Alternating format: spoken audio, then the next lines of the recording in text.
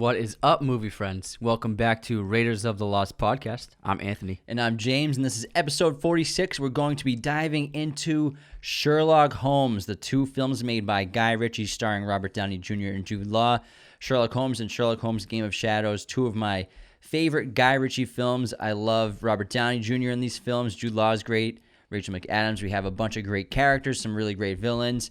Highly visual films, excellent directing from the legendary Guy Ritchie, who I think is an incredibly underrated director working today, one of my favorites of all time.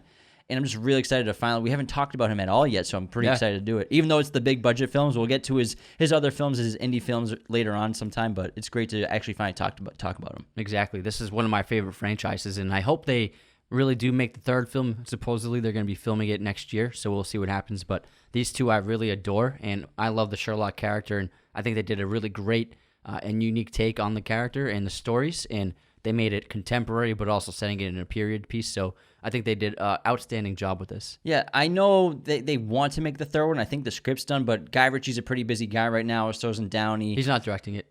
He's not going to direct the third one? No, Dexter Fletcher is going to direct it. He made Bohemian Rhapsody and Rocket Man. Oh, well, Rocket Man's really good. Yeah. So, and Bohemian Rhapsody is very well directed. Yeah. Well, as long as someone makes it, I'm happy. Really, all you need to happen is have Downey and Jude Law come back. That's really all you need. Yeah, exactly. Sherlock and Watson, and I'm sure it'll be a great film either way. This episode is sponsored by movieposters.com. Use coupon code Raiders15 to get 15% off your order for movieposters.com today. Again, Raiders15 to get 15% off. This episode is also brought to you by Manscaped. Get 20% off your order and free shipping using coupon code Raiders of the Lost at checkout. Again, Raiders of the Lost at checkout for 20% off and free shipping from manscaped.com. If you like our podcast, the best thing you can do to help us is spread the word. Subscribe to us on YouTube. Follow us on Spotify, Apple Podcast, Google Podcast, wherever you listen. You can find us. Tell your movie friends about us.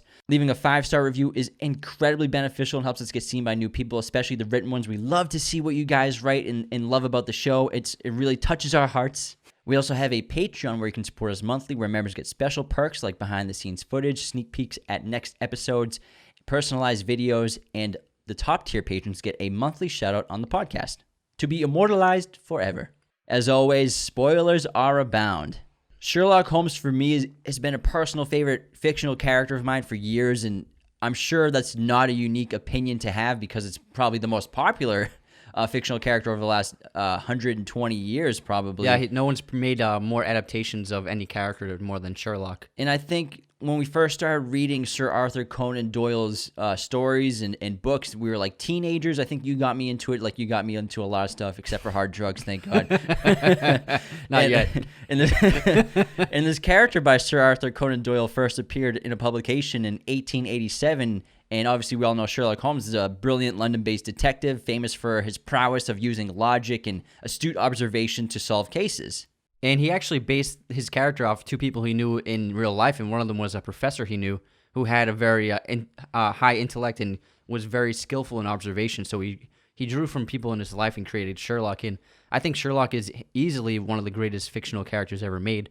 Obviously, he's known around the world. They've sold who knows how many copies of the books, and I am a huge fan of the novelizations and the short stories. I think there's around 60 short stories and there's 3 full-length novels, and every one of them is a fun read. It's kind of like reading Harry Potter.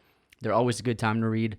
They're nostalgic, and a lot of them are pretty short. It's like if you want to kill 30 minutes, read a Sherlock Holmes story, and you're done, and it's a great time. And no matter how many times you read them, they're always entertaining, and sometimes you often forget how the stories go because they're so complicated, and I'm rarely as entertained as I am reading one of these stories. Absolutely. And Doyle, he wrote 4 novels and 56 short stories featuring his creation of Sherlock Holmes, and almost were all narrated by friend and biographer Dr. John Watson, who's also the fictional character in the story, obviously, with the exception that 2 are narrated by Holmes himself, and then 2 are written in the third person.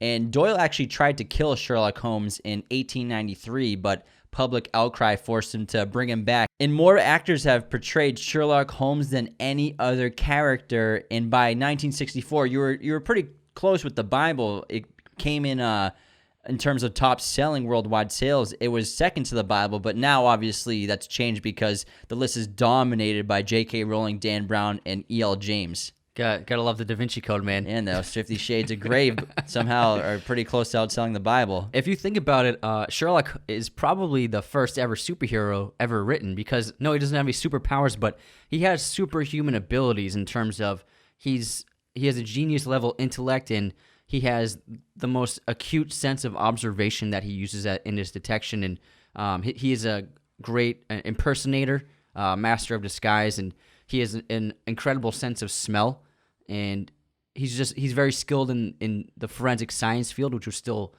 very new back then. And if you would think about it, he is the superhero of the 20th century. Yeah, I'm going to have to disagree with you. I think King Arthur was more of a superhero, and he was much earlier than Sherlock. But in terms of, like, that's a good point. Modern writing and modern world, yeah, he's probably, like, the original superhero archetype, kind of. And it's a character we're clearly not sick of, because there obviously were dozens of adaptations in the 20th century, and even Christopher Plummer played the detective in a film. Michael Caine did too. Yeah, Michael Caine, and there actually Steven Spielberg tried to reboot it with young Sherlock. So there have been a lot of attempts over the years to try to bring it back. But Sherlock Guy Ritchie's franchise, starring Robert Downey Jr., is my favorite version of any of them. Then we also have BBC's Sherlock with Benedict Cumberbatch, obviously, Elementary with Johnny Lee Miller, Mr. Holmes with Ian McKellen, Enola Holmes, which stars Millie Bobby Brown with Henry Cavill as Sherlock. Even Will Ferrell and John C. Reilly attempted to make an adaptation called Holmes and Watson, which I won't even watch. Even though I love Will Ferrell and John C. Reilly, I'm not going to watch that. From what I've read of it, it's probably one of the worst movies ever made. The trailer just looked like hot garbage. Yeah, I'm not going to watch that. There's actually even been a female Japanese version TV show in 2018 called Miss Holmes. So obviously, as you said earlier, this story, this character has just transcended all cultures over the last 120 years. And I think the reason for that is because it's such an interesting character, because a lot of people aren't really aware of the dark qualities to Sherlock in terms of especially his drug addiction. The guy, and throughout all the novels, and they touch on it in the new movies, they don't really do much of it in the older films, but he likes to take morphine, he likes to take heroin, he likes cocaine, opioids. So he has a very dark quality to him that he tries to keep at bay. But the reason why he uses drugs is because his mind is so chaotic and out of control. When he doesn't have a case to solve, he kind of loses his grip on his sanity, and getting high on drugs helps him balance out. And when he does have a case to solve, his brain power is fully used for the case. Yeah, that's why I really love Guy Ritchie's version of the character, and the filmmakers and the writers who took this new, like, reinvention, you can say, on Sherlock Holmes, because a lot of people, they see these Sherlock films, the new ones with Downey and Jude Law, and they see this rough, messy, like, druggy guy, this bare-knuckle brawler. He's kind of just crazy in his apartment doing who knows what, and it's a mess, and he's untidy. And a lot of people think they just made this eccentric character from, like, the pristine version of Sherlock Holmes that we've seen the last 50 years, and they think they just did that for Hollywood. But really, that's what Sherlock was like before. In the lore, John Watson cleans him up, basically makes him a respectable member of society. So Sherlock Holmes was like a bohemian sleeping on his floor, like chaotic and drug-ridden, and like really it's Watson who makes him a part of society. Yeah, people are surprised.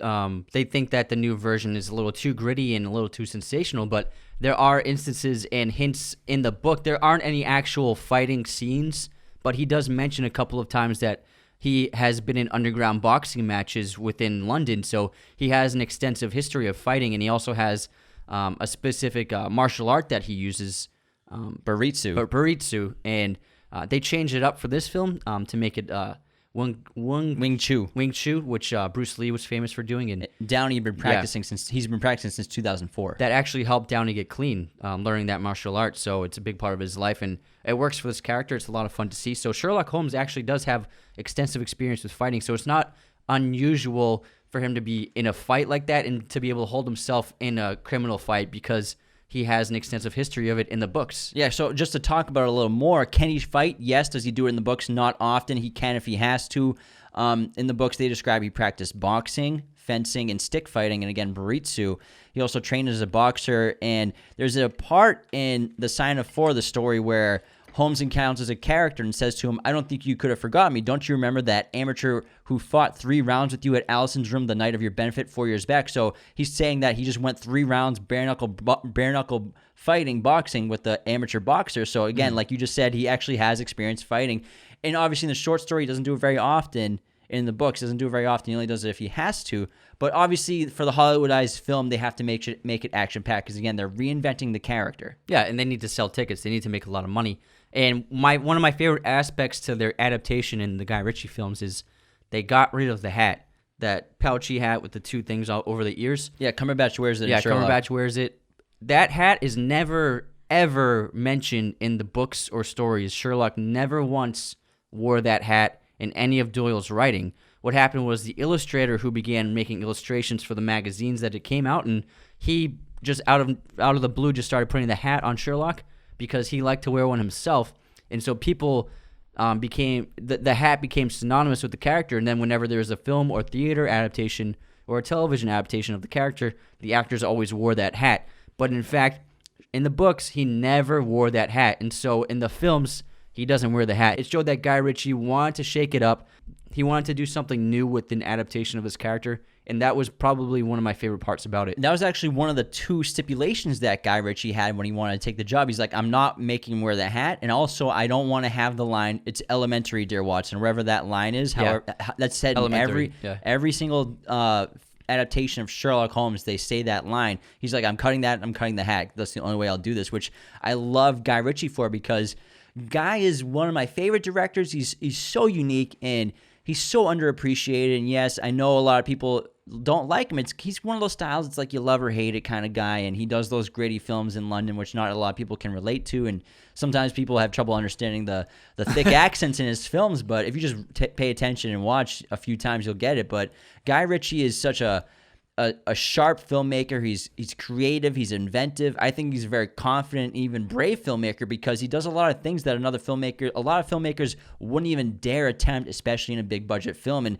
specifically his editing style, his visual effects and everything. So he pushes the boundaries, and he's clearly influenced so many great directors, young ones too. Yeah, absolutely. And I think it's safe to say he doesn't play it safe when he makes these movies because so many filmmakers, if it's a big budget studio production, they're just gonna like do everything like a easily digestible way for audiences. But Ritchie, he turned his style up a notch to 11, and I think that his vision is just absolutely fantastic in this. He uses some great techniques like slow-mo, and he changes the editing up, and he loves to shoot on film, so the cinematography looks fantastic, and he likes things to be gritty and dark, and you can see like the grime on the city. I mean, this time in London, all the roads are dirt. You know, there are only a few cars around. It's just before the Industrial Revolution hit, so it is a grimy, dirty, probably smelly city. And he really shows that. He doesn't cut around corners. He doesn't make London look super beautiful. He makes it look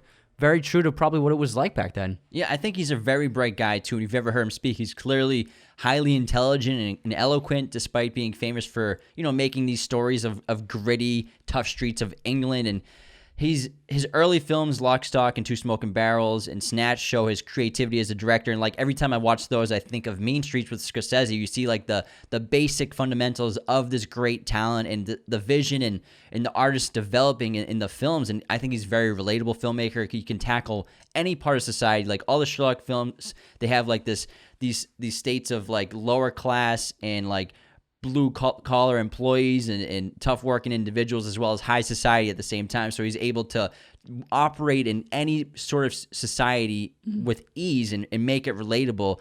And he's also a guy that's had every kind of job you can think of, and makes him a very humble and grounded filmmaker. And he's also a martial artist. He's a black belt in jiu-jitsu. So he understands the physicality, not of just film in general with action scenes, but also just Sherlock and the character. And he does a great job bringing physicality to drama.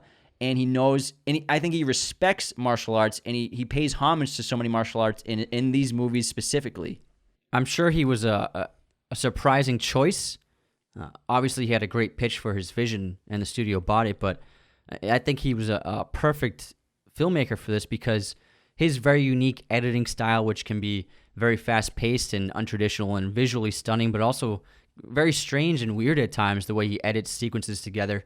He's like Edgar Wright on drugs a little bit, if you think about it. Well, you can clearly see Edgar Wright just is probably worships Guy Ritchie's films. Exactly. And so that editing style, I think, worked perfectly for portraying what's going on in Sherlock's mind when he's thinking things over. And they use several editing montages of of showing how he's coming up with sequences and going over his clues and ideas, and it's perfectly demonstrated with his eclectic editing. And fun fact about Guy Ritchie, he was actually married to Madonna for 8 years, and they divorced in 2008, the year before this film came out. And in the divorce settlement between Madonna and Guy Ritchie, it called for Guy Ritchie to receive roughly $75 million of Madonna's estimated $490 million net worth at the time, which is absurd. It's a lot of money. Don't get married in California.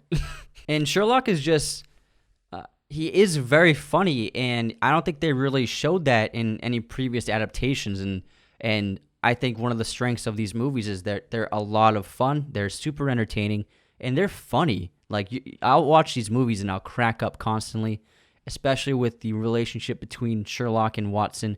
In the books, he's very much like this Jude Law adaptation, but in all the previous movies and TV shows, he's kind of like just the sidekick, not very smart and kind of comical, but Jude Law made him intelligent and confident and a military veteran, because in the books, he is a real veteran. He fought in Afghanistan, and that's why he actually has a limp, because he had a war injury. And so I think Jude Law as Dr. Watson in this film is a fantastic companion to Downey's Holmes. This is my favorite representation of Watson in TV and film, and I've been a fan of Jude Law for years, and it seems that he operates best as like a co-lead or a supporting actor. He doesn't, it's not that he can't carry a movie, it's that I think a lot of audiences have trouble accepting him as a lead actor for a film, so that's why I don't think he really gets those lead roles, but he's a fantastic supporting character. He's perfect as Dr. John Watson. He's got this great combination, obviously, of looks, charm, and talent. Jude Law, in the books and short stories, Sherlock does the majority of the work in solving these cases without much help from Watson a lot of the time, and usually Watson's just waiting for him to come home and tell him what happened. And Watson in the movies with Robert Downey Jr. and Jude Law, he's very much involved with the adventures. He's very much involved in the action, which I love seeing him much more hands-on as a character in the films. And obviously they're doing that in the other adaptations with Sherlock too.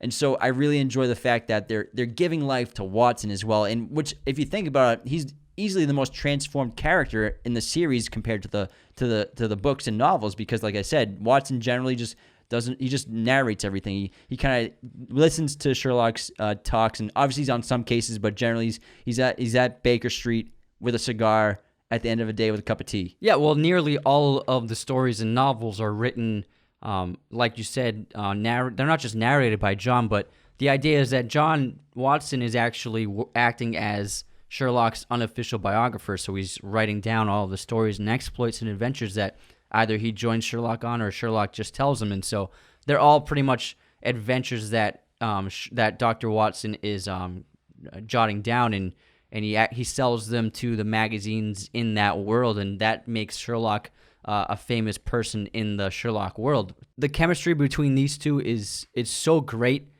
And I love how they did not make this an origin story.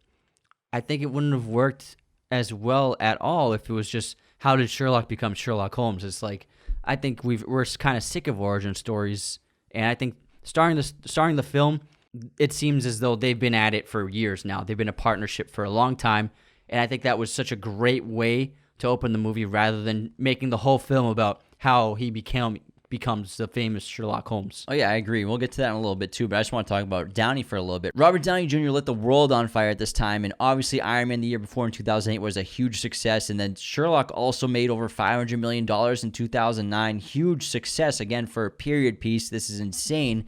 And then, Downey was coming. He still wasn't a household name at the time because of his history in and out of jail, and so he boomed into this massive movie star over in a period of a year and a half, basically, and he seems to play that slightly narcissistic, arrogant, witty, almost anti-hero hero so well, and he's as perfect as he is for Iron Man. I think he's even more perfect for Sherlock Holmes, because I couldn't imagine anybody else pulling off Sherlock Holmes the way that Downey does, and he's just perfect with the charm and the wittiness, because that's what Downey's like in real life. And Tony Stark and Sherlock have a lot of similarities in his versions of them, obviously, because they're as much him as the other characters as well. But he just brings so much to the character that I don't think anyone else could have pulled off. And for an American doing an English accent, he does a pretty damn good job, because it doesn't seem to usually go that well when you have an American doing that. Couldn't agree more. And this guy went from destitute former drug user who was just trying to find work to being the face of two major film franchises that were coming out at the same time. I mean, this guy made Iron Man 1, then Sherlock, and then Iron Man 2. Those were the three movies he made in a row. So he was just making giant movie after giant movie. And I think Sherlock solidified his status as a star because Iron Man, yeah, you can have one hit, but to have another hit, that's pretty tough. And he pulled it off. And I honestly, as much as I love Tony Stark, I like his portrayal of Sherlock better than Tony Stark. That's just me. I'm a big fan of the character in the books, and I think that he is a perfect Sherlock Holmes, and he's my favorite actor to play him. And I think that he just taps into so much of the character while also making it his own. He makes Sherlock like a mix of like charm and ego. He has a lot of charisma. He's very playful. They don't take themselves too seriously, and he's just entertaining. I don't think anyone can pull off Sherlock the way he did. And also, Hans Zimmer, my dude, Hans, is phenomenal, obviously, but he kills the Sherlock Holmes scores because they're obviously completely different than anything in his entire catalog of filmography, of his music. They're so unique compared to everything else because that's the kind of guy that Hans Zimmer is. And in Sherlock, the first one, he does a great job, and he matches the energy and mood and the charm and the playfulness of the characters and the storyline with the music. And then he even steps the game up in Game of Shadows somehow, and just like the stakes are raised, the music is increased, and it's a lot more classical and boomy, and he's such a great composer, and we'll talk about it more when we talk about the films specifically individually. But I just love him so much, and I love these scores to death, and I basically know them by heart almost. Anyone who says Hans Zimmer repeats himself and all his stuff sounds the same, they're not listening to scores like these where he just created, once again, an iconic theme for an iconic character. And like we've talked about Hans before, and he has this innate ability to use instruments that are appropriate for the times and periods and locations the films are set in. And he uses such a great eclectic mix of instruments for this score. And most notably, he uses primarily the fiddle, which is important because the fiddle is actually the instrument that Sherlock likes to play. And so it's a great representation of the character in the music. And in the sequel, in Game of Shadows, he went overseas and did a lot of recording with the Romena people to capture their sound and their voice and their music for that film because it deals a lot with that culture and the gypsy culture. So we'll talk about that when we talk about Game of Shadows because that score is just completely unique to anything he's ever made as well. And again, Sherlock Holmes, compared to the source material, they made him into a superhero, an action star, but that's what happens in Hollywood, and that's how you get people to go to the movies. And I know that upsets a lot of people that are just devout to the original stories and books, but it's the 21st century.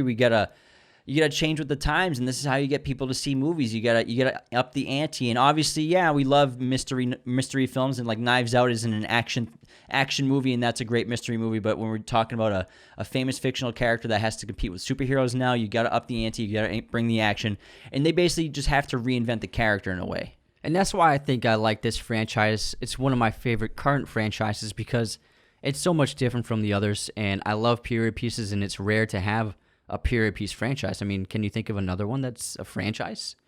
And it's rare. And I think that the filmmaking is so great, the acting is so great, and the scripts, both of them, are extremely smart. Like, these are great stories. They're incredible scripts, and I think they did a fantastic job writing because it's a daunting task to adapt Sherlock Holmes, and you have to make the story very mysterious, and you gotta also place all the clues out for the audience to see.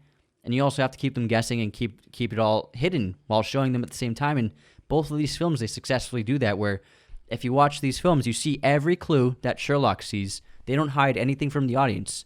That's important because then it doesn't make it seem like Sherlock, how did he figure that out? He's figuring it out because he's seeing what we're seeing, and they wisely do that in these movies. And I think the biggest con and knock that a lot of people have on specifically the first film directly related to clues is they say, oh, we just get a movie of this detective looking at clues, but we don't know how they relate to the story or the overall ending, and it just is just long story, and then it finally ends in the last 4 minutes when he just tells you how it ends and tells you the secret behind everything. They seem like that's kind of a an easy out for the filmmakers, but really that's how it is in the stories. You never know what's going on in the stories, in the cases. Like we said, it's literally Sherlock's off doing stuff, and Dr. Watson's telling you what's going on to the best of his knowledge, but just like us in the audience, we're basically kept in the dark too, and it's not until the end of the short stories that Sherlock reveals his master plan and reveals everything that happened in the case and solves the case, so it's just like the stories actually. So when you complain about not being able to understand what the clues are, they're being true to the source material like that. You're exactly right. That's precisely how it is in the books. And Watson in the first film even says, like, what's wrong? There must be something wrong with me if I keep following you on these escapades and you keep me in the dark until the very end. Like, I never know what's going on, because that's what it's like in the books. Because Sherlock, that's the way he operates, and he doesn't let anyone in. He just absorbs information, and he's just a very strange character. Some people think he has Asperger's syndrome because he's so antisocial. He's difficult to connect with. He doesn't show emotion really, and he's just focused on his one task at hand. And so he doesn't waste any time. He doesn't waste any, he would say, like, any brain power on anything that's useless. And so that's why, even though he has a genius level intellect, he could literally accomplish anything, learn anything he wanted to, and become an expert in pretty much any field imaginable. But he instead uses all of his brain resources to learn information and gather information just for the sole purpose of detection. And so he doesn't bother with anything else. If a piece of information or popular culture doesn't help him in a case, he doesn't want to know it. So he's very one-track mind in that case. Yeah, and even in one of the stories, I remember he has a fiance, but he only is engaged to the woman to get more information on a case. So that's really all he thinks about, is solving cases. And again, it's just like the stories. And if you have a problem with not being fed all the exposition and information up front, then, I mean, you just got to open yourself to movies. That's what we talk about. You got to...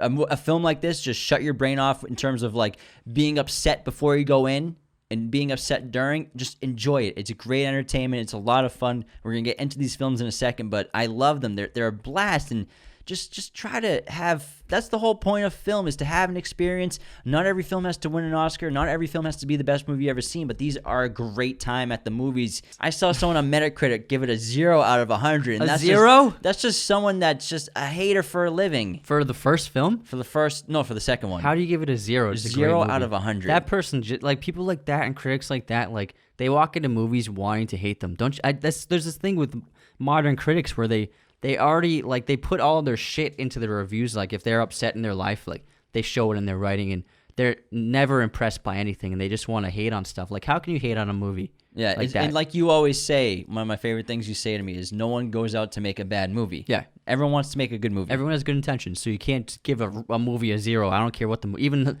the Holmes movie with Will Ferrell, you can't give that a 0. You can at least give it a 5, you know? A lot of people work hard on these. But I couldn't believe that the second film is rotten on Rotten Tomatoes. 59%, I think. Ridiculous. And the user rating is very fresh. Yeah, so we'll get to that when we get into the Game of Shadows. But Yeah. are you ready to get into the films? Oh, I'm ready. Because, I mean, wow, we're like 30 minutes in. We got to start talking about the actual movies because, man. People are going to be like, what, are we talk about the movie or I what? love Sherlock. But yeah, let's get into the first film, Sherlock Holmes, released on Christmas Day in 2009, directed by Guy Ritchie, written by Michael Robert Johnson, Anthony Peckham, Simon Kinberg, Lionel Wigram, and Michael Robert Johnson, characters by Arthur Conan Doyle. This film stars Robert Downey Jr., Jude Law, Rachel McAdams, and Mark Strong. The film had a budget of $90 million and a worldwide box office of $524 million. The world's most brilliant detective meets his match, Lord Blackwood. With his partner, Dr. John Watson, Sherlock Holmes investigates how Blackwood rose from the grave after being executed and tries to thwart his evil plans. I think it was brilliant in this film to have the villain be a supernatural-esque villain, because it happens a few times in the novels, because back then, things like supernatural forces and good and evil and heaven and hell, they were things that people really thought were very tangible. And so if something crazy and unexplainable happened, it was often described as supernatural. And so I think having the character appear to have powers of some kind of godlike quality, it was a great character to pit against the deductive reasoning of Sherlock Holmes. I love this movie. It's fast-paced. It's hysterical. It's really well shot and directed. It's definitely one of Guy Ritchie's best films. His signature's all over the place. And again, this is a reinvention basically of Sherlock Holmes and the character to bring him to modern audiences. And in this film, Ritchie really walks this fantastic tightrope of like refined aesthetic and quality, as well as that rough, gritty, kinetic Guy Ritchie energy that he brings to films and the physicality with drama. And this movie opens with an incredible opening scene. The first 10 minutes might be the best part of the entire film. We're right in the middle of a chase. It opens with a shot of the production logos of the production houses in cobblestone on the London gritty grounds of London. And then he pans the camera up to a carriage, a horse-drawn carriage that cruises past the camera. Guy Ritchie watches this carriage for like 5 seconds, and then he chases after the carriage. It's just such a fun, interesting shot to bring you into this adventure. And like you said, we're already in a chase within the opening of the scene. We're in a chase, and he really puts you, and even though you're in a movie theater seat or on your couch, you feel like you're part of the chase now. Yeah, it's so full of energy, and right away he shows you the aesthetic that he has intended for his vision of this movie, and it looks fantastic. It looks so different from any other high-budget film that you're going to see, and I love this because it introduces Sherlock and Watson in a fun way of them in the middle of a case, literally chasing down the location of a ritualistic sacrifice, and I love the introduction of these two because first Sherlock fights that guy, and we get Guy Ritchie's first example of showing how Sherlock can use his mind to strategize and predict moves in a fight. And he uses this incredibly beautiful slow-motion cinematography to depict the different blows and attacks that Sherlock would use as defense and attacks in the fights. And we see him first imagine the fight and then carry out the fight exactly how he predicted, as only someone with his genius intellect can do. And I think they do this a few more times in each movie, and I think it's a brilliant way to showcase the visuals of Guy Ritchie to complement the way Sherlock's mind works. And like you said, Ritchie really introduces us to both these characters so well. Again, Watson catches up with Sherlock, and Sherlock's trying to pick a lock. And, you know, Sherlock is a very intellectual person. He likes to use these intricate skills that he studies and refines, and he's trying to spend his time to do this very smart, intense thing of picking a lock, whereas Watson just kicks the locked door down with his foot to show, like, their different personalities, as well as they're in the middle of strangling a guy, and they're having a casual conversation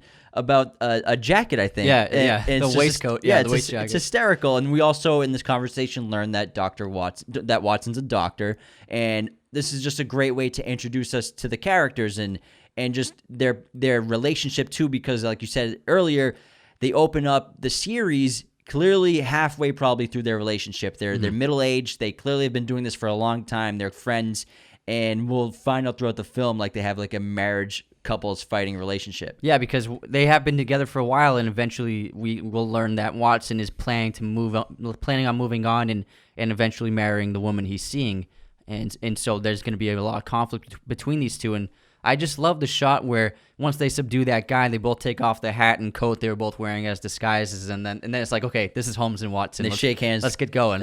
It's great. And then, like I said earlier, having this very intense, ritualistic, sacrificial scene is a great foil for the Sherlock Holmes in terms of investigating a crime, because the filmmakers do such a good job, and Lord Blackwood is so terrifying, and Mark Strong does a great job portraying him, where it seems as though Sherlock could have met his match with this person with unnatural superhuman powers and abilities, and it's a very daunting task, it looks like. Yeah, so obviously Sherlock and Watson foil this plot or this plan of a sacrifice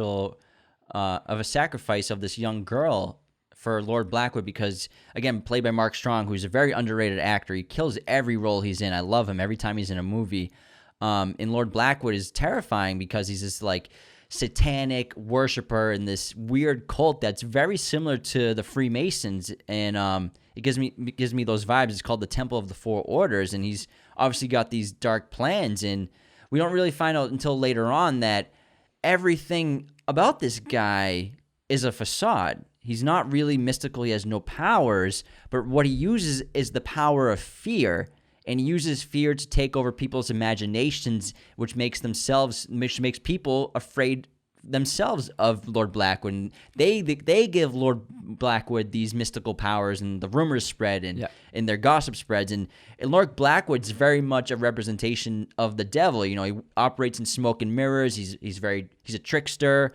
The biggest tool again is to use fear against themselves. And obviously in the beginning scene, we have that great shot where Watson is stopped by Sherlock because Sherlock saves his life basically with this invisible glass needle that Blackwood has that would have impaled Watson and killed Watson on the spot. But to anyone watching, it would have looked like that Blackwood had just killed him with like invisible powers. So obviously, again, everything is a facade with this guy. Yeah, so he doesn't just use fear, but he creates fear through the use of illusions. So he's very much like a magician. He's like Mysterio. Yeah, he uses parlor tricks and sleight of hand and well-planned antics in trickery to fool people, to create these illusions, which make it seem as though he does have superhuman abilities of some dark nature. And this, because it's the 20th century, people aren't used to things like this happening in real life, and they don't understand science mostly. They don't, and magicians are still honestly believed to be like possessing in real magic half the time. So a lot of people are fooled by these tricks as being real powers that this man possesses. It seems like Sherlock and Watson obviously are the only people that really aren't convinced of this being some otherworldly power, because what happens is they catch him and he obviously goes to the gallows and gets hung. But we have that great conversation between Blackwood and Sherlock while he's in prison. He says that more victims will die. There will be more deaths. Yeah, he says it's not going to end with his death. Yeah, and then so he gets hung and buried in a tomb, but then he resurrects later on, which is the main mystery of the rest of the plot. And again, Sherlock is not fooled by mysticism, and he's just a very logical person, so he doesn't see it as something otherworldly and other powerful. But it's a great story because we have these underlying themes of like these cults that kind of run the world with this Temple of the Four Orders. Yeah, what kind of things happen on these? Because we know similar types of situations and rituals and Freemasons, and organizations really do happen around the world, and it's very curious what happens in there. If anyone wants to know, watch a movie like Eyes Wide Shut, Kubrick made, and it's like it opens the doors of societies like that.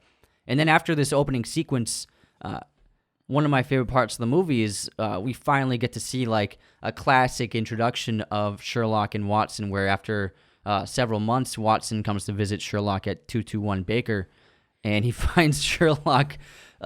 He's got all the blinds closed, and he's firing his gun at the wall, trying to make a silenced pistol. And it's just a perfect demonstration of when Sherlock is isolated and high on drugs, and when he doesn't have a case to work on, he kind of becomes crazy, and he loses track of his mind. And again, this is what Sherlock's like in the books. Really, when Watson's not there and he's not on a case, there's multiple situations in the books and stories where Watson goes, "What is it today? Is it morphine or cocaine?" And he's like, "Oh, it's a 7% reduction of cocaine today. Would you like some?" So it's really true. This is what happens when Sherlock doesn't have a case and when Watson's away. And we're also introduced to Irene Adler in the story, who actually is a prominent figure in the lore. Verbally, but she's only appears in one of the books, and in the film and in the stories, she's the only woman to outsmart Sherlock and get the one up on him. And she also is a romantic love interest to Sherlock Holmes. Rachel McAdams is so good as Irene Adler in this film. She does a great job portraying this character, and she just has a great chemistry with Robert Downey Jr. as well. And I love like their funny, cute scenes where you feel the tension between them, and they clearly have a past. And when she's trying to get through he's trying to make sure his safe hasn't been cracked because she's in the living room. So it's just fun to see their playfulness. Yeah, like when she sees when she sees her photo on his desk, he tells her that he's been just reading up on her in case someone asks him to investigate her. So he's pretending to not care about her, but obviously he cares very much about her, and she's probably the only person he's ever had intimate feelings for. And the reason for that is because she is very much an equal counterpart to him. She got the better of him, like you said, and she's often referred to in the books as the woman.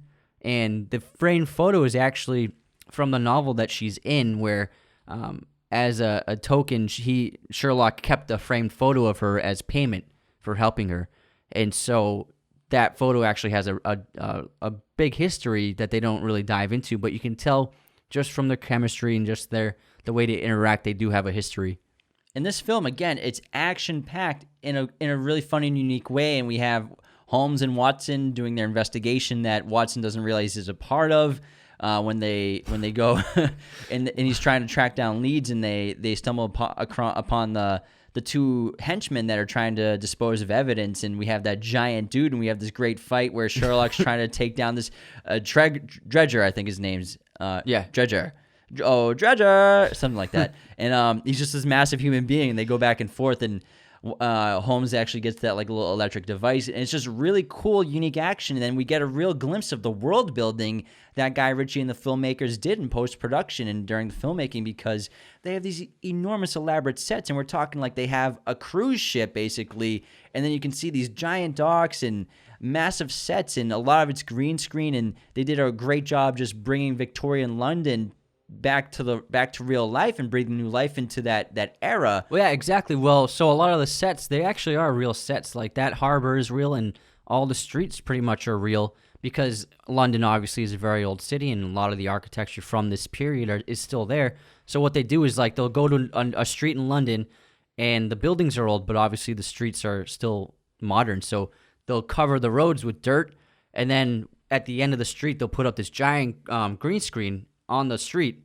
and so they're able to film the street with the newly dirt roads, and then for anything where the green screen is, they just literally CGI in the rest of the road and the landscape of the city in the background. So it's a combination of shooting in the city, which has still a lot of filmable areas for this period piece, while also blending CGI into it. Yeah, no, Jude Law's from London, born and raised, and he actually said that he was, even though they were shooting all over London, he was taken to places to film that he's never been before. So they found a ton of like really cool old back alleys and environments to actually take advantage of, practically and visually, with visual effects, to just enhance the world and go back in time. And one of my favorite parts of the film is just a quick scene where we get a glimpse at the real arch nemesis of Sherlock Holmes with Moriarty. And this is where we learn that he's really already in control of Irene Adler, who's working for him. And I love that they saved Moriarty for the second film, because yes, he's the number one villain in the Sherlock world. He's his arch nemesis, but I'm so happy they didn't waste him on the first film, and they built up to him instead. Yeah. And Sherlock still doesn't know who this person is, but he can deduce that he is a professor of some kind because he sees chalk on his lapel. And I love this sequence where first he has that interaction with Irene in his house, and then Irene leaves, and then there's that really funny chase sequence where he's following Irene around, and first he jumps out of the window. Are you wearing a fake nose? Is that a false nose? No. And then as he's following Irene, he's gathering things to make his disguise better, and Ritchie shoots it in such a fun way. Zimmer's music is it's very entertaining and playful and upbeat. And I think it's just a great sequence to show that the tone isn't all dark. It's very playful. And Sherlock is a master of disguise. He does a lot of disguises in the novels. And so it was great to see him actually wear something like prosthetic noses and fake hair. And because it's not something that was really done too much in any of the other movies, but it's something he does very often in the books. Yeah, and we also get a lot more background on the Temple of the Fours and more background on Blackwood and how he was conceived during a ritual of this cult, and these people basically run the world. They have like prime ministers and high society and politicians from all over the world, the United States and England and Europe, in their cults and in their order, if that's what you want to call it. And this is where we learn about Blackwood and how they actually believe that he has real powers. And throughout the film, he comes back to the Four Orders, and he actually manages to light one of them on fire. I think the guy from the United States, Standish, who's trying to end it, because Blackwood's revealing his plans with the politician Coward, that he wants to take over England and take over the United States with fear. Exactly, because after his supposed resurrection, the men in this society, they believe that this kind of thing is possible. So they really believe that Blackwood was dead, because after Blackwood was hanged, it was John Watson actually who checked his pulse to confirm that he was in fact dead on the scene. And so that combined with the fact that his tomb had been completely destroyed and opened up, and that led these people, and it became the rumor spread across the city that this villainous character had risen from the dead, and he's going to carry out evil acts upon everyone. And so the society really does believe that he has these supernatural powers, because they're a society that ritualizes these things, and they want these things to come true, and it finally has. But connecting to Irene Adler, Irene went to Sherlock's apartment to ask him to look for a man named Luke Riordan, and Sherlock eventually deduces that when he goes to Blackwood's open tomb, Riordan is actually the body within the coffin, and so that's what leads him to that. It's kind of like a laboratory where he sees lots of experiments have been taking place of some chemical nature, and then they get into the fight with those three guys, and especially the big guy. So Irene helped bring Sherlock into this whole thing.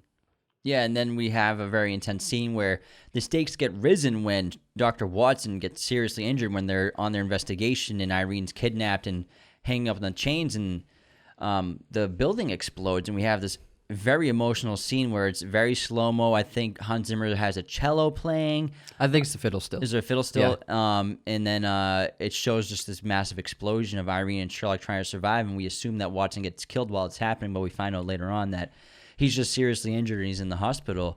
And this is a moment where also Sherlock Holmes has basically a warrant out for his arrest, so he has to go into hiding at the same time because Blackwood's getting more power in Scotland Yard and in the government, and so Lestrade has to try to act like he wants to bring Sherlock Holmes in because they're buds, even though Sherlock makes fun of him all the time. I wouldn't say they're buds, but but Lestrade is just like someone that is necessary to Sherlock, because Sherlock actually never takes credit for his cases. He'll get paid, but like he'll always let Lestrade and the police take credit for solving cases.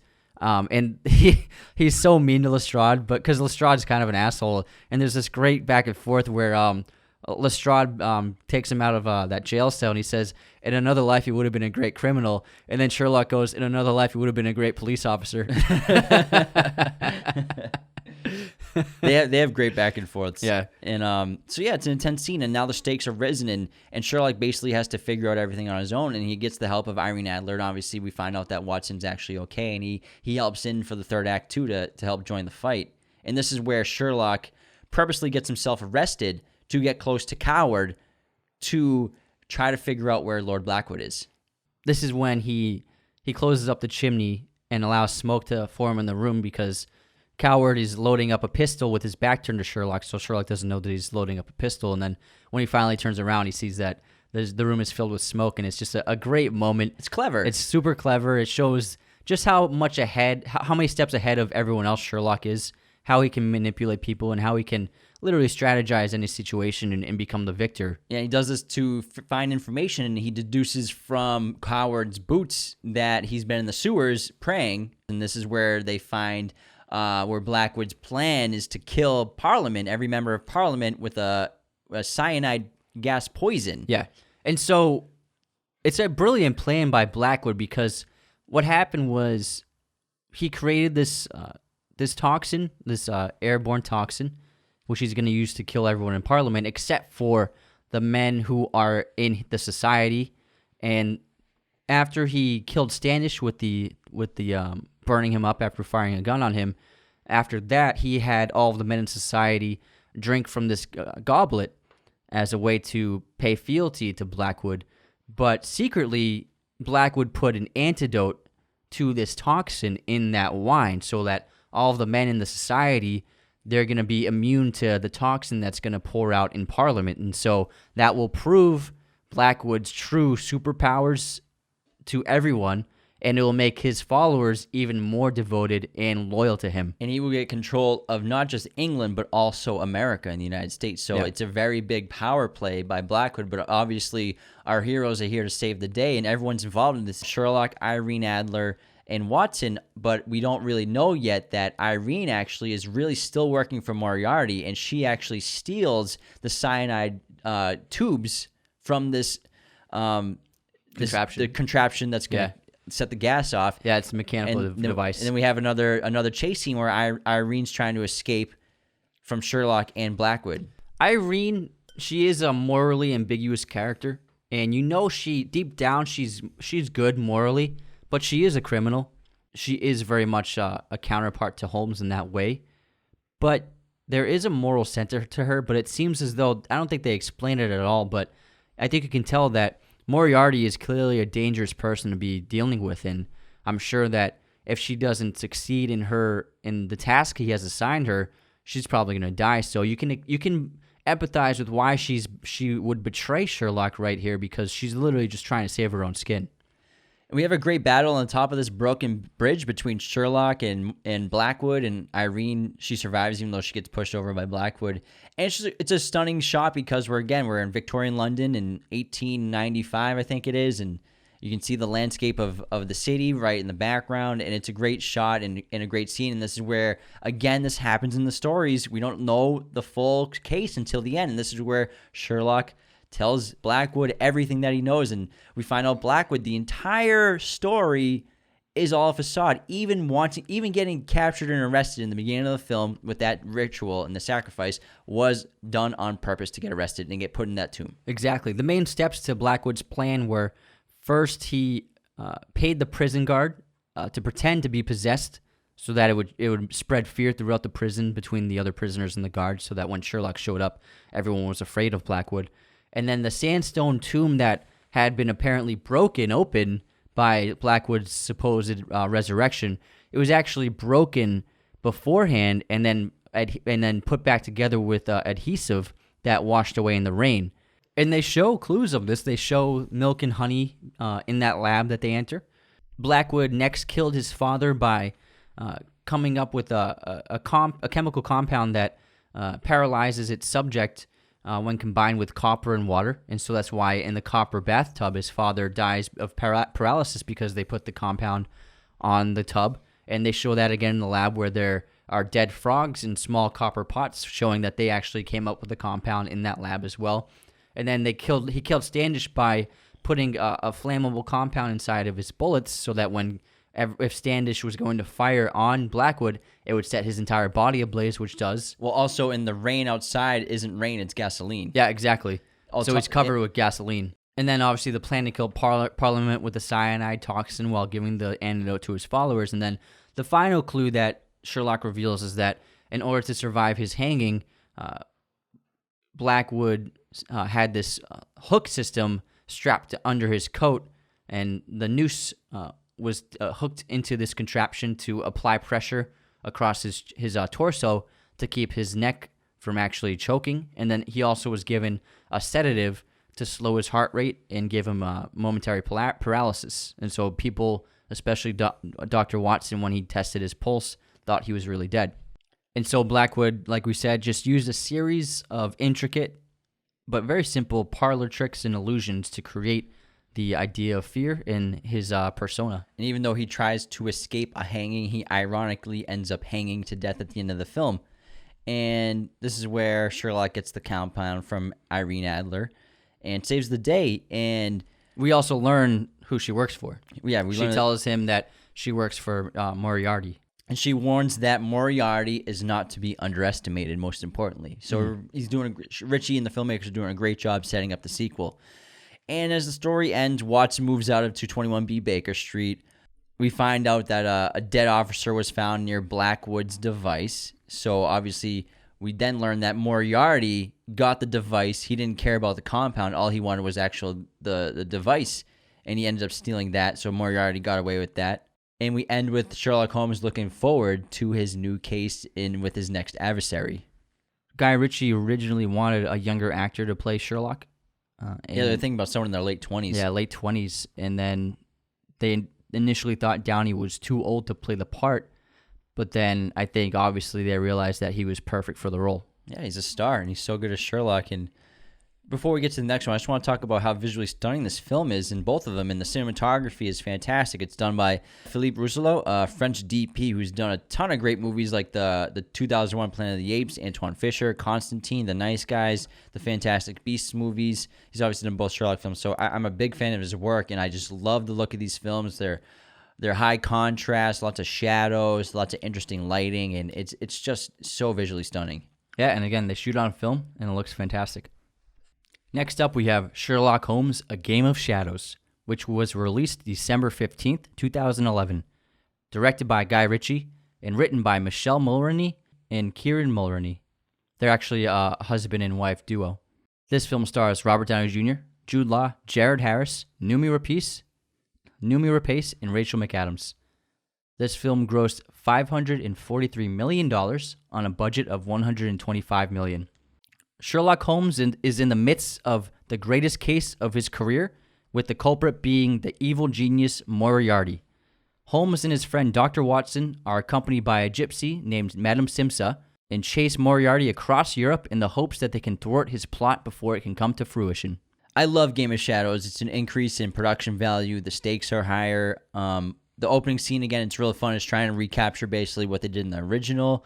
Sherlock shows off his skills in Master of Disguise, martial arts, superior intellect, prevents a bomb from destroying a building and killing innocent people, and we're only like 8 minutes into the film. It's a great opening. Yeah. Is the action in this film over the top? Yes. Does it have to be? Kind of. I mean, this is Hollywood, and you have a sequel. You got to be bigger. You got to be bolder. You got to be louder. And we have more fights. We have larger obstacles.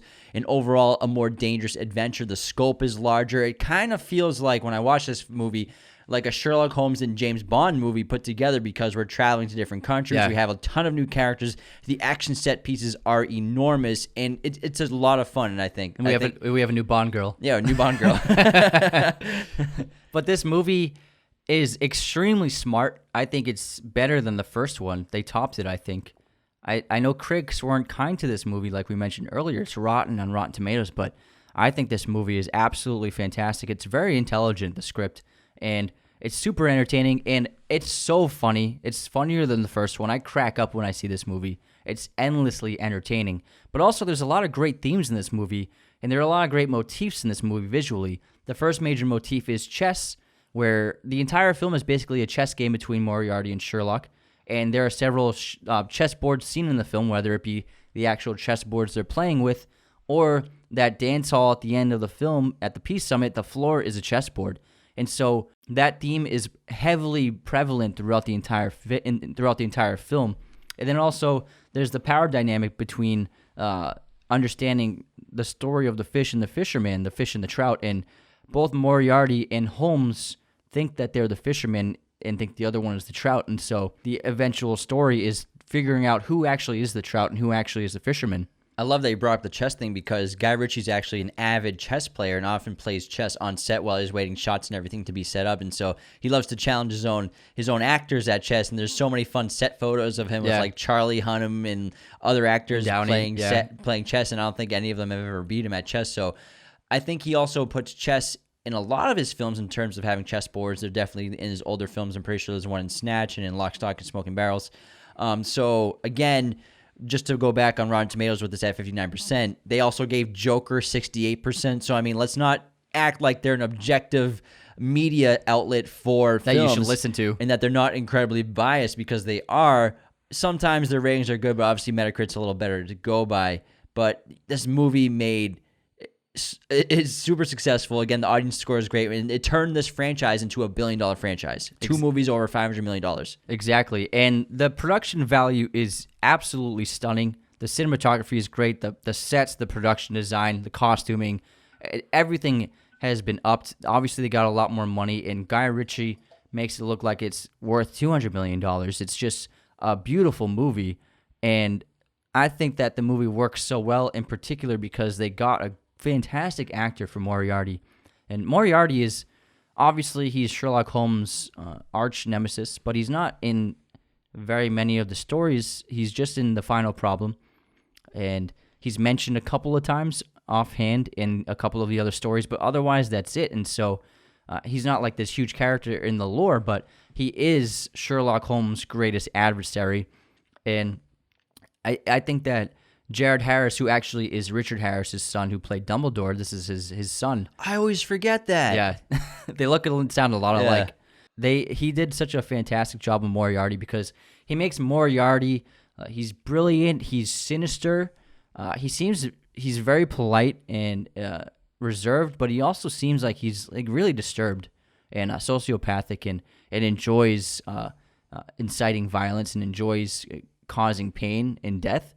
And I think that Harris balances on this tightrope between being a little too extreme, but also being believable. And I just love his performance as Moriarty. Yeah, the final problem is actually the story that Doyle tried to kill Sherlock Holmes with, but obviously the public went crazy and forced him to bring him back, and he brought him back in The Hounds of Baskerville, I believe. And this is my favorite Jared Harris role. He's a great actor, a very underrated guy. He's also in Man from U.N.C.L.E., so obviously him and Guy Ritchie are going to have a great working relationship probably for the rest of their lives. Yeah, he's great in Mad Men. Yeah, so he's an awesome actor, and it's so great to get the full glimpse of Moriarty when we were just teased with him in the first film, and we obviously just saw him in the shadows of that carriage, and it wasn't even the same actor probably as someone else doing the voice because it doesn't sound the same. So what happened, it was a different actor, but then after this film it came out, they had Jared Harris re-record that dialogue, and they dubbed it over into the first film. So anytime you see it on a streaming service or you buy a DVD or Blu-ray, now it's been updated with his voice in the first movie. Damn, because my Blu-ray I bought when it came out, so like I don't have that new version. That's too it's bad. A different actor, yeah. It's all good. But Sherlock and Moriarty seem to be more of equals than Blackwood was, because again, Blackwood is a very intelligent nemesis, but again, he's smoke and mirrors. He's just all illusion. Whereas Moriarty, intellectually and physically, is in the same field and level as Sherlock Holmes, and they have similar attributes in terms of their intelligence and fighting prowess, because we learned that Moriarty was a boxing champion at school, and aside from their attributes that are similar, he also has immense greed, he lacks morals, he has a massive lust for power and psychotic goals in terms of he wants to basically create a world war and profit off of it. And so he's going to do this under the shadows and illusions of being a professor at Oxford, and he's a writer, and no one knows that he's this mastermind of this anarchist plot to use bombings and assassinations to create this world war, to pit nation against nation. It's a brilliant plan, and I love how we open this film where Sherlock, between these two films, has clearly been spending a long time building a case and investigating every detail of Moriarty's actions. And we learn that Moriarty has set himself up as a businessman by buying and taking control of companies that produce lumber, steel, and then arms and weapons, so that if he can create a world war, he owns the supply, so he wants to now create the demand for these supplies. And so it's a brilliant plan, because if world war erupts, he would become insanely rich because of the companies he now owns. In the first act of the film, we have Moriarty obviously interacting with Irene Adler, and Ritchie and the filmmaker suggests that he kills Irene Adler. I don't think that he killed her. I think that he wanted to make it look like she died in order to use that against Sherlock Holmes and to weaken Sherlock Holmes, because I think that, let's say Sherlock Holmes is out of the picture, then I think Irene Adler would still be a valuable asset to him once Sherlock's gone, and I think he would still make Irene Adler work for him. Obviously, they don't show if she dies or not. I think they show her collapse. They show her collapse, and we see the blood on the handkerchief that Moriarty gives to Sherlock. But again, we don't see her die. So I think that if they make a third one, she'll be back. I think you're right. I thought initially, I see it as she's killed by Moriarty in this film. But that is a good point, because the reason why he does this to Irene is because Moriarty realizes that Irene is susceptible to her feelings for Sherlock, and it's compromised her. And obviously it compromised her on this first task where she was supposed to deliver this package where the bomb was going to kill a plastic surgeon at the opera house. But Sherlock thwarted it because he and Irene have a relationship, and she wasn't able to keep him out of the situation. And so that theory does make sense, where if if Moriarty eliminates Sherlock from Irene's life, then it would make her an asset again. So I think you could be right there. Yeah, I think it's a great job to have Irene potentially die in this film early on because it makes the characters faced with death, really. Because in the first film, obviously the stakes are high and there's a lot of dangerous situations, but we don't really think any of them are going to die. But to actually kill one of the main three characters in the film pretty early, it shows that there's actually expandability and raises the stakes that obviously you can't just kill Sherlock or Watson, but suggesting the death of Irene early in the film raises the stakes, again, for the audience watching the story. Yeah, it's not a Marvel movie. And we're also introduced to a new character, Madame Simza, played by Noomi Rapace, who's famous for playing Lisbeth Salander in the original Girl with the Dragon Tattoo Swedish trilogy of the films, which she's awesome as Lisbeth Salander. If you haven't seen the Swedish version and you're a fan of the books, definitely check them out because they actually made all three, and she's great as it. And Simza is an important character to the plot of the film because she once belonged to the anarchist group that Moriarty now controls, and whose brother was also once a member, is missing and is somehow involved with the main plot of Moriarty's scheme. It's a great introduction to the character, and it's an example of, they do this a few times in the movie.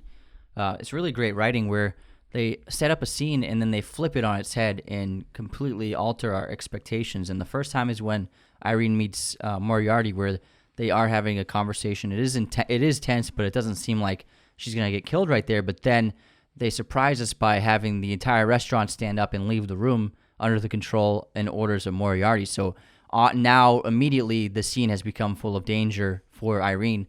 And the same thing happens with when Sherlock meets Simza, where at first we think it's just a transaction for like a hand reading or whatever. And then we learn tarot cards. Tarot cards.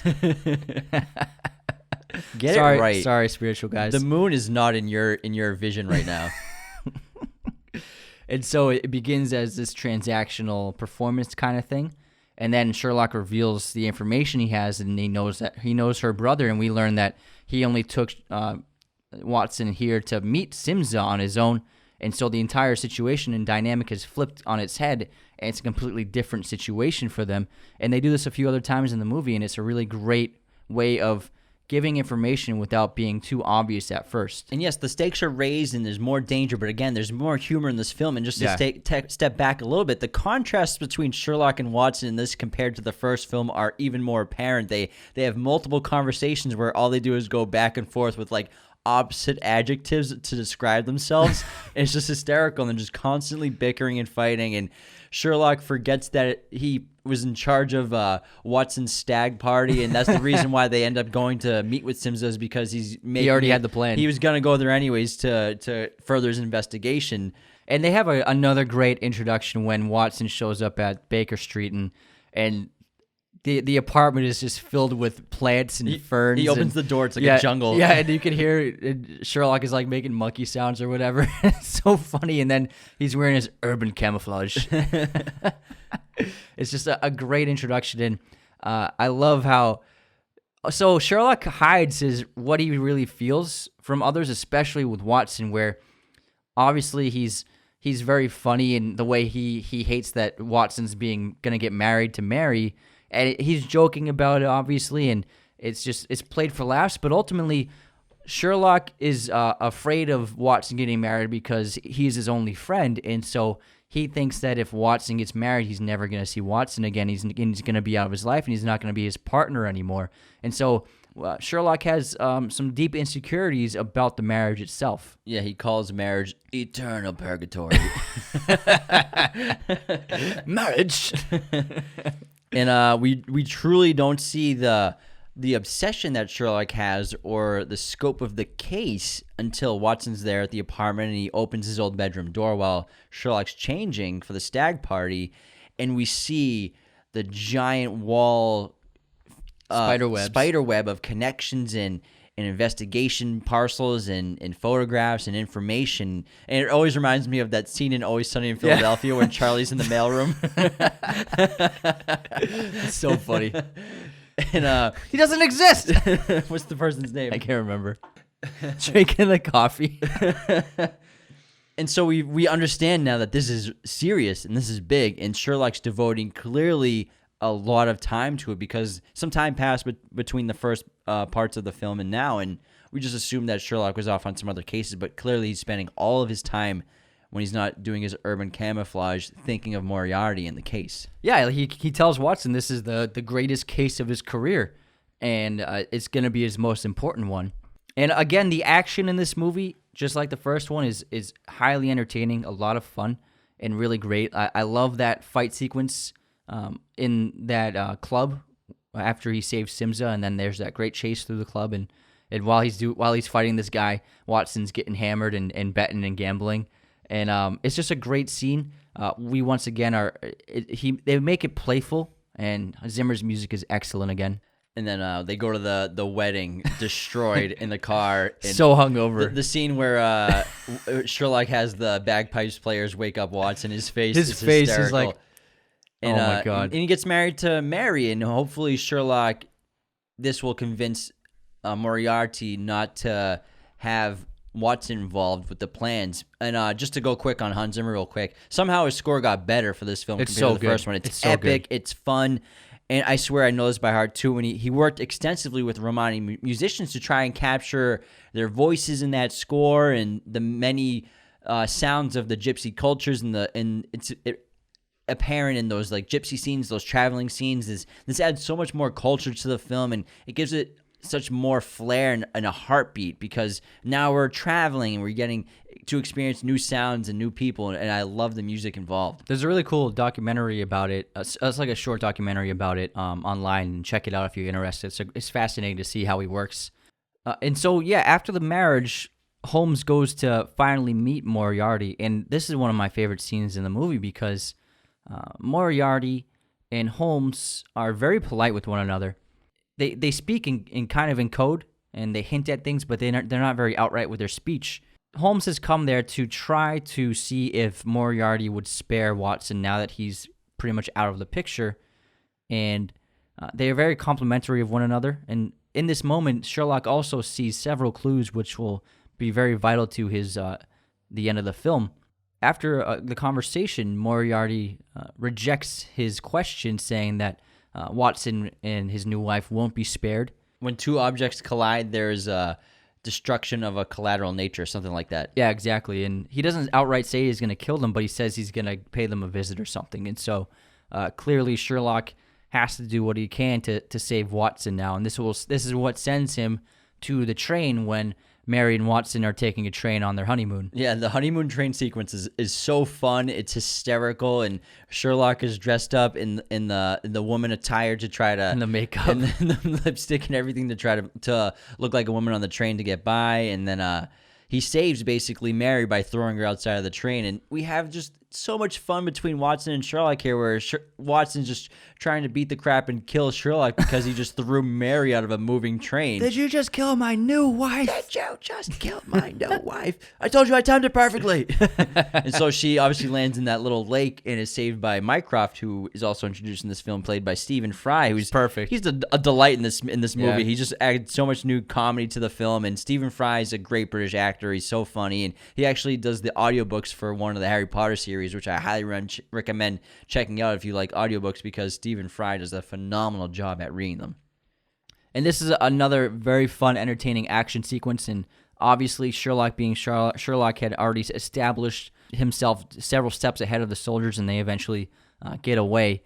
And now they're traveling to France to find Simza, and they do end up finding her gypsy outfit. But before this, there's a moment when on the ferry when Sherlock is holding Irene Adler's bloody handkerchief, and this is the first moment where they show Sherlock ever like really emoting and seeing a more vulnerable side to himself, and he throws the handkerchief into the water, and then that's it. But clearly Irene's death has had a powerful impact on him, which is what Moriarty was hoping it would, to try to weaken his offenses and weaken his intellect somehow. But I think Sherlock being Sherlock, he has to put it out of his mind for now to, like you said earlier, the story, he doesn't use brain power on things that don't relate to his cases.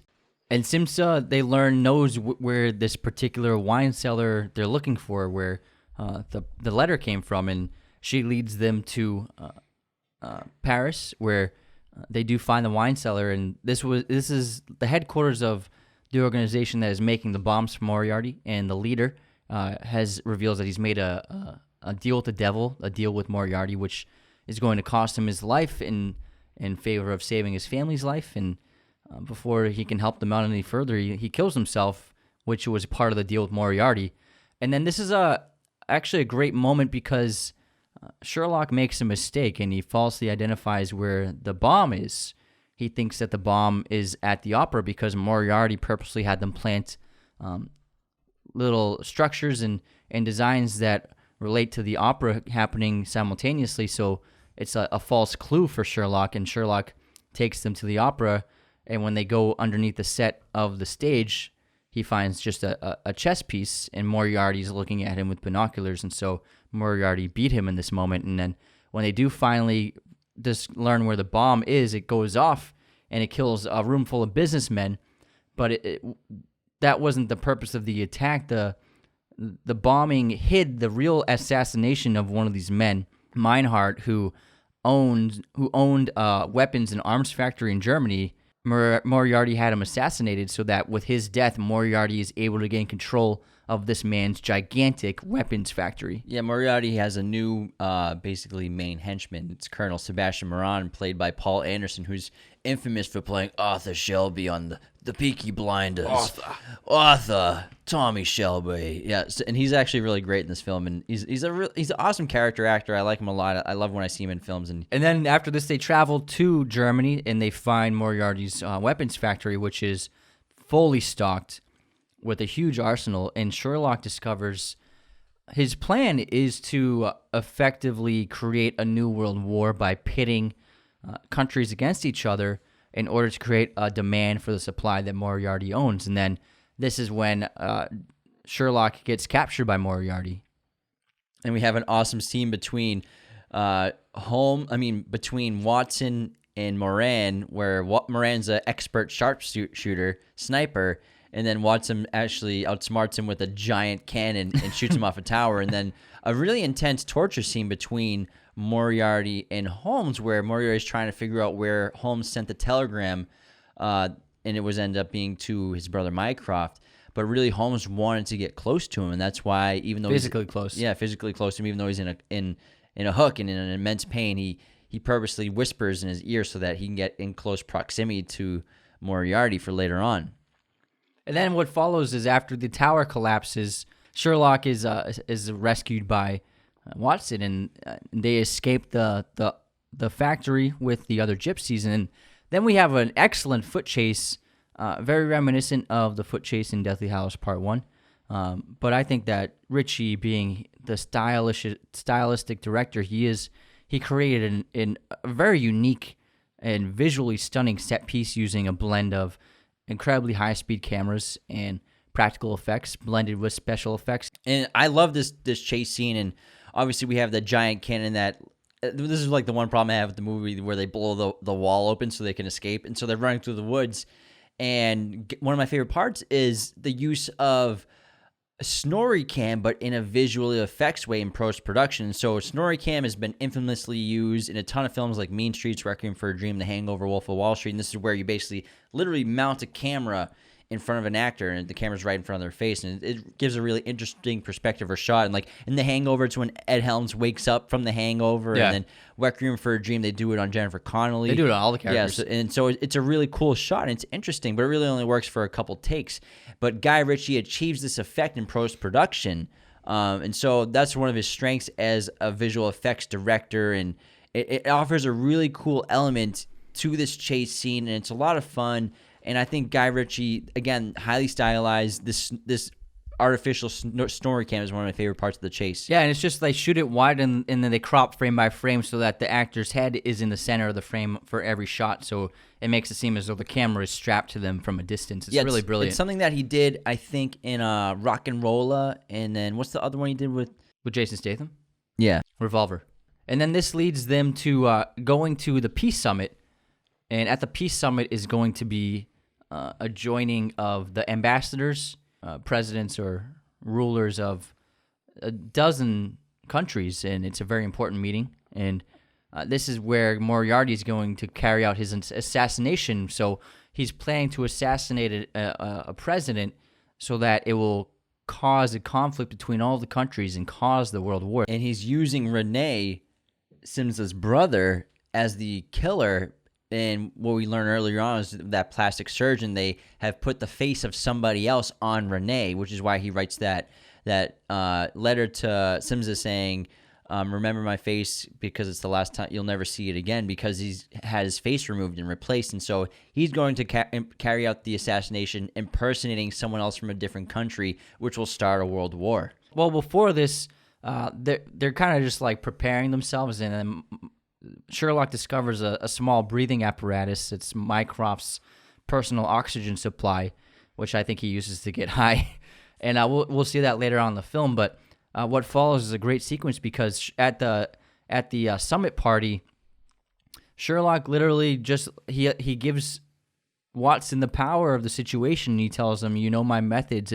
I'm leaving it up to you to find out which person in this room is actually Renee and try to stop him.